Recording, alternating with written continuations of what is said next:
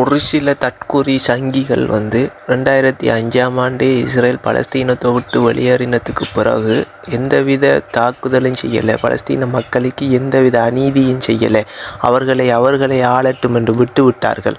அதற்கு பிறகு ஹமாஸ் தான் இஸ்ரேலை முதலில் தாக்கினார்கள் பலஸ்தீனத்தில் இருந்து என்று தற்குறித்தனமாக மாரிதாஸ் மரா, கெவின் பால் போன்ற தற்கொலை ஊடகங்கள் பேசிக்கொண்டிருக்கிறார்கள்.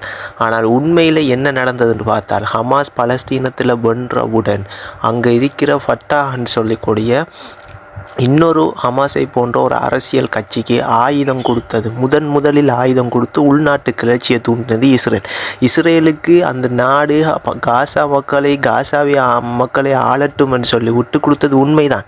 ஆனால் அங்கே இருக்கிற அரசியல் கட்சி அல்ல ஹமாஸ் அப்போது அரசியல் கட்சி என்ற பெயரில் அரசியல் தேர்தலில் போட்டியிட்டு கொண்டிருந்தார்கள். அந்த ஹமாஸ் மட்டும் வென்றுவிடக்கூடாதீர்கள் என்று இவர்கள் ஆசைப்பட்டார்கள். அவர்கள் வென்றார்கள், ஆட்சியில் தான் வென்றிருக்கிறார்கள், இன்னும் இஸ்ரேலை தாக்கலை. ஆனாலும் இந்த இஸ்ரேல் என்ன செய்தார்கள்னா, ஃபட்டாஹ்ன்ற இன்னொரு இதுக்கு ஆயுதம் கொடுத்து உள்நாட்டு கிளர்ச்சியை தூண்டி பொருளாதார தடை போட்டு, பொருளாதார தடையில் பல்லாயிரக்கணக்கான குழந்தைகள் பட்டினியால் துடிச்சு இறந்தார்கள். எல்லா பக்கம் இருந்த ஒரு திறந்த சிறைச்சாலை மாதிரி வளர்ச்சி இருந்துச்சு அன்று காசா.